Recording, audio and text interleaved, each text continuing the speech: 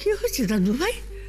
তুই তো তোর বাবাকে নিরাপদ জায়গায় পাঠিয়ে দিয়েছিস, তুই তখন চিন্তামুক্ত, তুই এরকম অস্থির অস্থির ভাব করছিস কেন রে? কি হয়েছে বাবু? না ঠামি, বাবার ইউএসএ যাওয়ার কথাটা মাকে ফোন করে জানিয়েছিলাম। মা একটু রিয়্যাক্ট করেছিল, ইভেন কান্নাকাটিও করেছিল। আমি মাকে বললাম যে মা তুমি বাড়ি ফিরে এসো, আমি তোমাকে সবটা বুঝিয়ে বলছি, কিন্তু মা আমার কথা শুনলো না, উল্টে ফোনটা কেটে দিল। কিন্তু অনেকক্ষণ তো হয়ে গেল, মা এখনো বাড়ি ফিরছে না কেন? তার মধ্যে মামাজিকেও দেখতে পাচ্ছি না, কি হচ্ছে না আমি ঠিক বুঝে উঠতে পারছি না। দীপু, দিদিকে একটা ফোন করে দেখ না, দিদি কতদূর আছে। আর তুই আর এখানে অপেক্ষা করিস না, তুই বেরিয়ে পড়। নয়ন তো তোর জন্য অপেক্ষা করে আছে। কত রাত হয়ে গেল বাবা, ও তো তুই না গেলে না খেয়ে না ঘুমিয়ে বসে থাকবে। যা বেরিয়ে পড় বাবা। হ্যাঁ তুমি তো ঠিক কথাই বলেছো কাকিমণি, নয়ন তো কোনো ওয়েট করছে, আমি একটা মাকে কল করি। ফোন তো সুইচ অফ বলছে। ঠিকই। শোনো না, একটা কথা বলি, তুমি মাকে নিয়ে এত ভেবো না, তুমি বরং বন্ধুর কথা ভাবো। তুমি স্ট্রেট হসপিটাল যাও তো, মা আসলে আমরা সামলে নেব।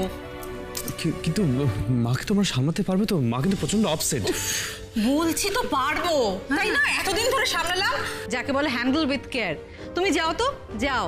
তুই এত চিন্তা করিস নি বাবা, আমরা তো সবাই আছি, আমরা বুঝিয়ে বলবো বড় বৌমাকে। তুই সাবধানে যা। আচ্ছা ঠিক আছে, যেটা তোমরা ভালো বোঝো সেটা করো, আমি এলাম। কেমন? সাবধানে যাস বাবা।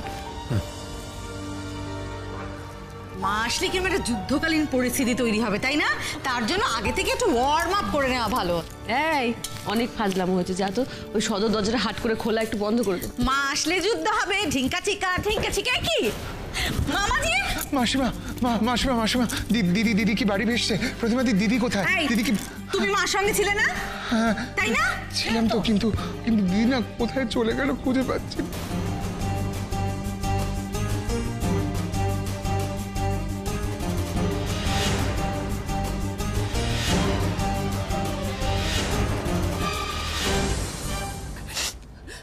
দাদা, দাদা তুই আমায় বাঁচাবি তো? বল না প্লিজ, তুই না করিস না, প্লিজ প্লিজ আমাকে বাঁচা দাদা, প্লিজ প্লিজ তুই আমার পাশে থাক, প্লিজ। শোন জেসি, শোন আমার কথাটা শোন। জেসি দেখ, আমি তো তোর পাশে থাকতে চাই, কিন্তু বিশ্বাস কর আমার মাথায় আসছে আমি কিভাবে তোর পাশে থাকবো। আমি তো আমার লোকদের বলেছিলাম ভেতরে ঢোকার চেষ্টা করতে, কিন্তু ওরা বললো যে কোনো মতেই সম্ভব নয়। দাদা তোর লোকেদের দিয়ে হবে না, তোর লোকেরা তো ভাড়া করা লোক, ওরা কি আর আমার বিপদটা পুরোপুরি বুঝবে? বল, বুঝবে না তো? তুই বুঝবি তো, তুই তো বুঝবি। তুই প্লিজ আমাকে পুলিশের হাতে ধরা পড়তে দিস না দাদা, প্লিজ তুই আমাকে বাঁচা। আচ্ছা শোন না, তুই ল্যাবে যা, ল্যাবে গিয়ে ওই কৌটোটা বদলে দে। আর কৌটোটা না বদলালেও হবে, ওই রিপোর্টটা অদল বদল করে দে, তাহলেই হবে। দাদা প্লিজ তুই পারবি আমাকে বাঁচাতে দাদা, প্লিজ। কিন্তু আমি ভেতরে ঢুকবোটা কি করে? তোকে আমি বললাম না। না না না দাদা না, আমি তোর কোনো কথা শুনতে চাই না, আমি জানি তুই পারবি, তুই পারবি দাদা। দাদা তোর মনে আছে সুধা মরে যাওয়ার সময় আমি তোকে হেল্প করেছিলাম? হ্যাঁ করেছিলাম তো, বল। আমি তো তোকে কারোর হাতে ধরা পড়তে দিইনি, কারোর হাতে না। তুই আজকে এই বোনটাকে বিপদে ফেলে চলে যেতে পারবি না? না না পারবি না, তুই এই বোনটাকে বাঁচা দাদা, প্লিজ। আচ্ছা ঠিক আছে, জেসি শোন আমার কথা শোন, আমি যাব। আমি আজকে রাতেই ওই ল্যাবে যাবো, আমি দেখছি কিছু ব্যবস্থা করতে পারি কিনা। কিন্তু একটা কথা, তুই কাঁদবি না, কেমন? সত্যি যাবি? যাব। থ্যাংক ইউ দাদা, থ্যাংক ইউ সো মাচ। আমি এই উপকারটা কোনোদিনও ভুলবো না, আমি সারা জীবন তোর কাছে গ্রেটফুল থাকবো। Thank you, thank you.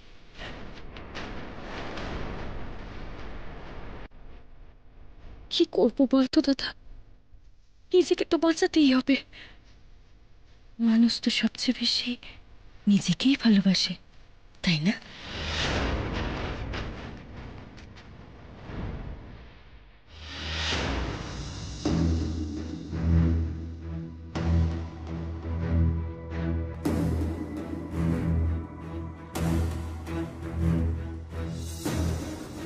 Chittababu যে আমাকে বলেছিলেন আসবেন, তাহলে এখনো কেন আসছেন না? ওই হেড নার্স দিদি তো খুব কড়া, না খেলে বকাবকি করবেন, জোর করে খাওয়াবেন। কিন্তু চিত্তবাবু কখন আসবেন বাড়িতে কি হলো না জানা অবধি তো আমার গলা দিয়ে খাবারও নামবে না। কি যে করি নে আমি।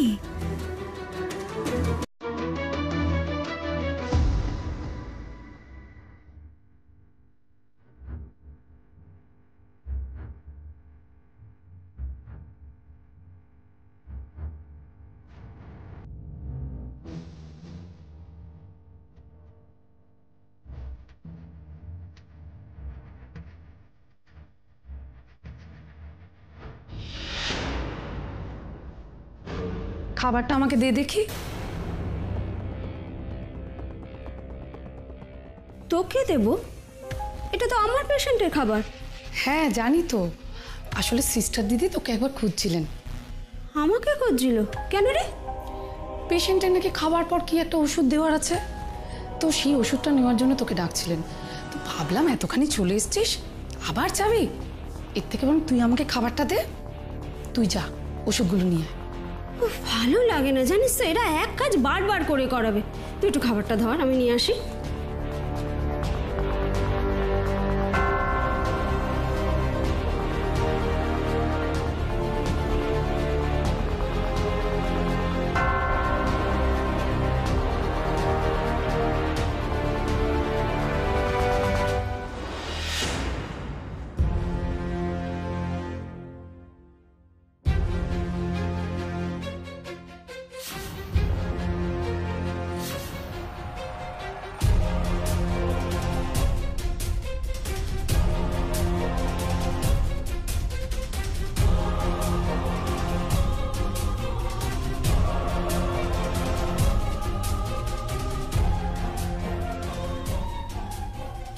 কোথায় কে? আমাকে ডেকে সব তো গল্প করতে চলে গেছে। উফ, দে শুধু শুধু আমার ছোটালো।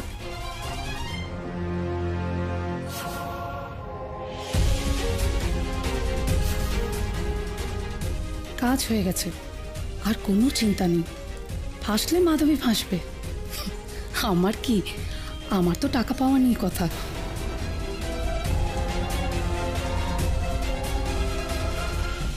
ও দিদি, বলছি আমার স্বামীকে আসতে দেখেছেন গো?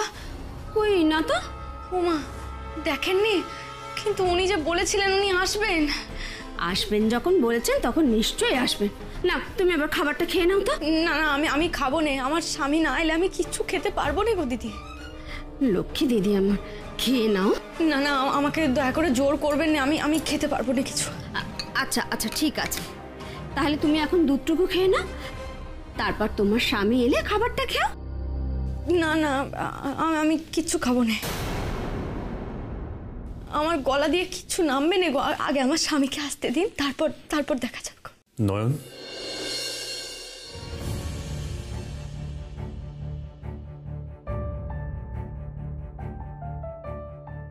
নয়ন খাবারটা খেয়ে নাও, দেখো নাহলে কিন্তু আমি খুব বকবো।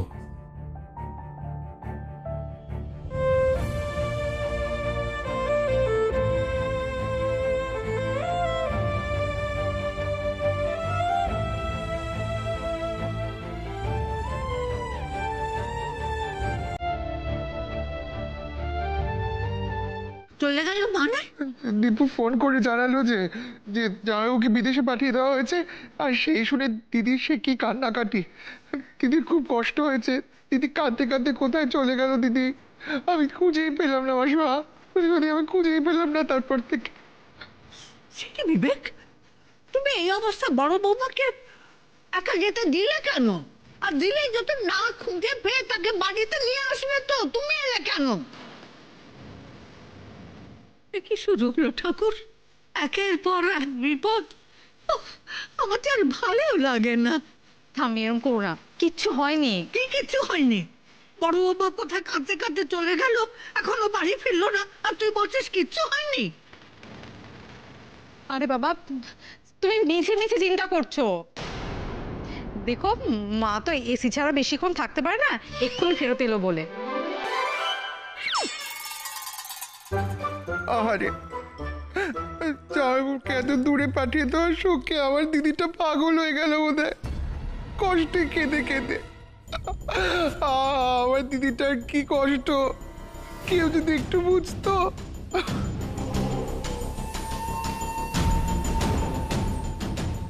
এই ভিকি বাবুর কান্নাটা কেমন যেন সত্যি ঠেকছে না। একটু বাজিয়ে দেখতে হচ্ছে তো। তা ভিকি বাবু, তুমি আশপাশটা ভালো করে খুঁজেছো নিশ্চয়? আমি তন্ন তন্ন করে খুঁজেছি প্রতিবাদী, কোথাও খুঁজে পাইনি। আমি সেই জন্য ভাবলাম যদি বাড়ি এসে থাকে, আমি কোথাও খুঁজে পাইনি দিদিকে। হ্যাঁ, আমার কি মনে হয় জানো, আমাদের না রিস্ক নেওয়াটা ঠিক হবে না, বরং পুলিশে একটা খবর দিই, কি বলো?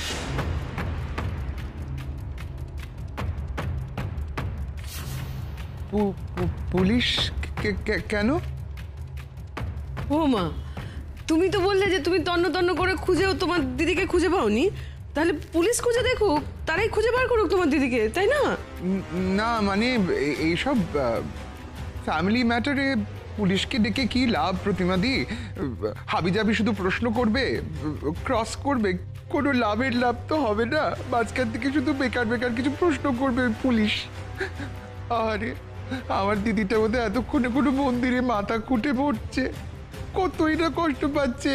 দিদি, দিদি তুই কোথায় গেলি রে? তোর কত কষ্ট হচ্ছে আমি বুঝতে পারছি। আমি তো আর থাকতে পারছি না তোকে ছেড়ে এখানে। তুই কোথায় চলে গেলি দিদি, কোথায় চলে গেলি?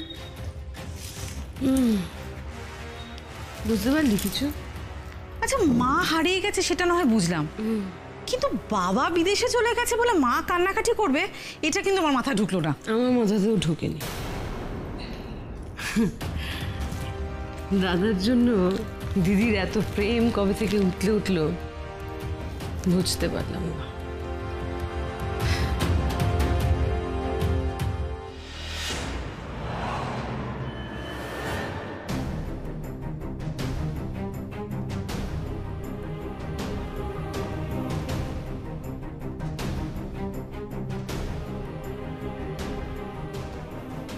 প্রতিমাদি একেবারে গোয়েন্দার মতো আমাকে ইন্টারোগেট করছিল, একের পর এক প্রশ্ন করছিল আমাকে।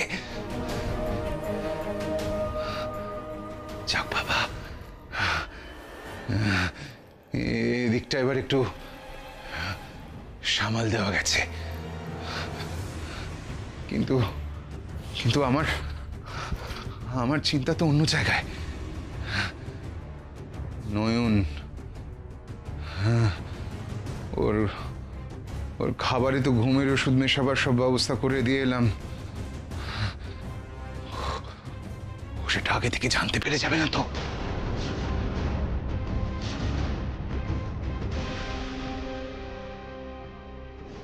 আরে নন, কি করছো? কি এইভাবে খাট থেকে কেউ নামে? কি করছো তুমি? এত দেরি কেন করলেন আপনি বড় সাহেব? আমি তো ভাবছিলাম যে আপনি কি ভেবেছে তুমি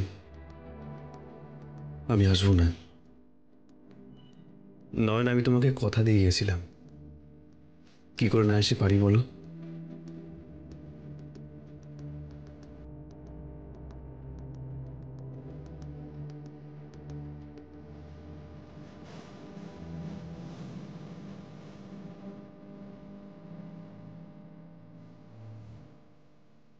এসে গেছি এবার, আর নো ছোটাছুটি, নো টেনশন, ওকে? এখন চুপচাপ রাতে খাবারটা খেয়ে নেবে। ভাগ্যিস আপনি এলেন। দেখুন এবার আপনার কথা যদি একটু শোনে। সে কখন থেকে খাওয়ানোর চেষ্টা করছি, কিচ্ছু খাচ্ছে না, খালি বলে যাচ্ছে আমার স্বামী না এলে আমি কিচ্ছু খাবো না। না গো দিদি, এবার তো স্বামী এসে গেছে, লক্ষ্মী মেয়ের মতো এবার খেয়ে নাও কেমন? আর আমি যাই, ওই নার্স দিদিরা কি সব রাতের ওষুধের কথা বলছিল, ওগুলো আমি একটু দেখে আসি। নয় না, আর কিন্তু কোনো দেরি নয়, এসো এখানে বসো, আমি তোমাকে খাবারটা দিচ্ছি, তুমি খেয়ে নেবে, বসো। না না বড় সাহেব, খাচ্ছি, কিন্তু আগে বলুন তো আপনার ছোট মার সাথে দেখা আছে? না, মা তখনও বাড়ি ফেরেনি। আমার একটু টেনশন হচ্ছে, কিন্তু ঠাম্মি রঙ্গনা তোমাকে চা আসতে বললো, ওরা বললো মাকে সামনে নেবে, তাই আমি চলে এলাম। নয়ন, জানো তো বাড়িতে না সবাই তোমাকে দেখানো ছটফট করছে। আমি কবে বাড়ি যাব বড় সাহেব? কালকে সকালেই যাব তো? আমার জানেন তো এখানে একদম ভালো লাগছে না। হ্যাঁ, তেমনই তো কথা হয়েছে। ডক্টর ঘোষাল বললো যে কালকে তোমাকে ডিসচার্জ করে দেবে, কিন্তু নয়ন তুমি কিন্তু কোনো তাড়াহুড়ো করবে না। দেখো না, আমি কিন্তু চাই না বাড়িতে গিয়ে আর কোনো সমস্যা হোক। তুমি পুরোপুরি সুস্থ হলে তবে তোমাকে বাড়িতে নিয়ে যাবো। যদি না হও তাহলে তুমি এখানে আরো 2 দিন থেকে যাবে। না না বড় সাহেব, এমনটা বলবেন না। আমি কত আশা করে আছি যে আপনি কাল সকালে এসে বলবেন যে নয়ন আমি তোমাকে বাড়ি নিয়ে যাব। কি বলবো? কাল সকাল সকাল বাড়িতে নিয়ে যাব?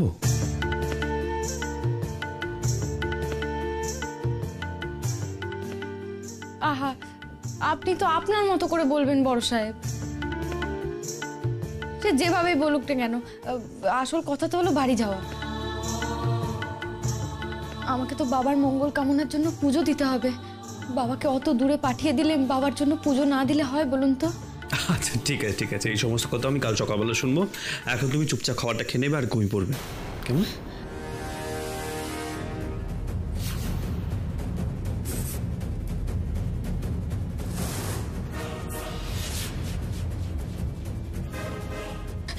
না না না, আমি ঘুমবো না, আমি ঘুমোতে পারবো না বড় সাহেব। কি হয়েছে না? তুমি এইভাবে ভয় কেন পেলে? আর তুমি ঘুমোতে পারবে না কেন? কি হয়েছে?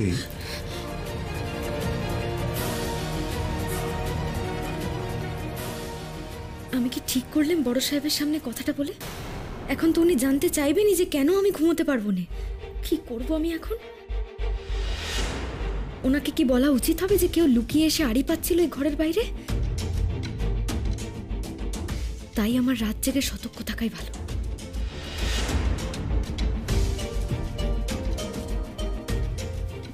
নয়ন কি হয়েছে বলো তো? হ্যাঁ, তুমি এইভাবে হঠাৎ কাঁপছো কেন? কি হয়েছে নয়ন? আর চাদরটা তুমি এইভাবে খামচে ধরে আছো কেন? কি হয়েছে তোমার? তুমি কেন বললে তুমি ঘুমোবে না? কি হয়েছে তুমি বলো আমাকে। দেখো নয়ন, তুমি এরকম ঘুমলে থেকো না, আমাকে উত্তরটা দাও। বলো কি হয়েছে? চুপ করে থেকো না নয়ন, বলো। না আসলে বড় সাহেব, আজকে আমার ঘুমোতে ইচ্ছা করছে না। আচ্ছা আজকে রাতটা যদি আমরা কথায় কথায় কাটিয়ে দিই বড় সাহেব?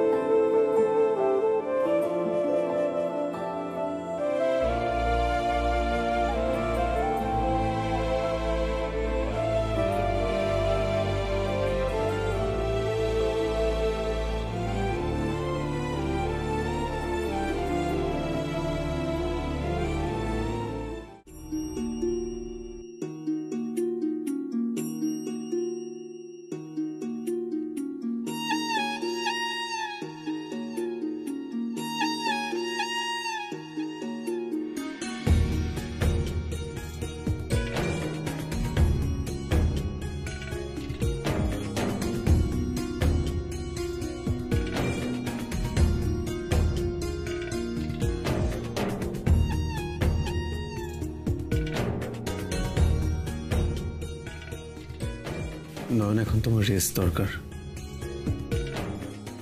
রাত জেগে গল্প আমরা পরেও করতে পারি। জীবনের সব রাত এখনো পড়ে রয়েছে নয়ন।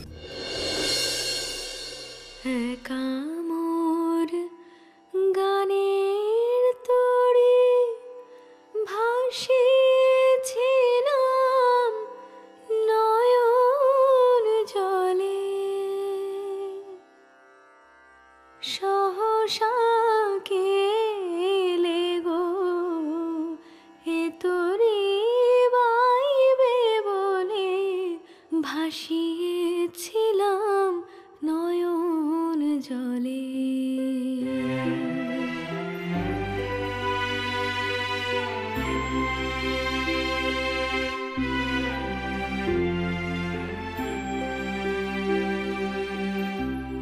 যা ছিল গল্প মায়া সে কি আজ ধরলো কায়া, যা ছিল গল্প মায়া সে কি আজ ধরলো কায়া, কে আমার বিফল মালা পরিয়ে দিল তোমার গলে ভাসিয়েছিলাম।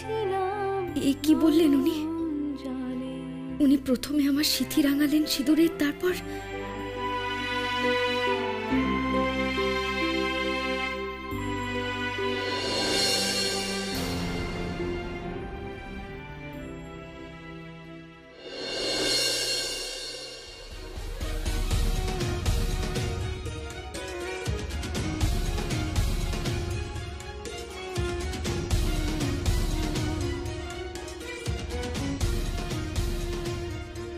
মাগো, মা বিশালাক্ষী, আজ ওনার একটা কথায় আমার মন থেকে সব ভয়, সব আশঙ্কা যেন দূরে সরে গেল গো মা।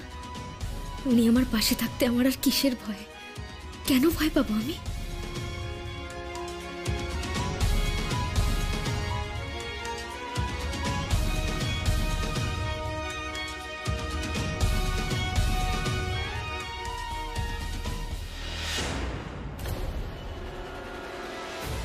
উফ, এখনো দুধটা খায়নি মেয়েটা।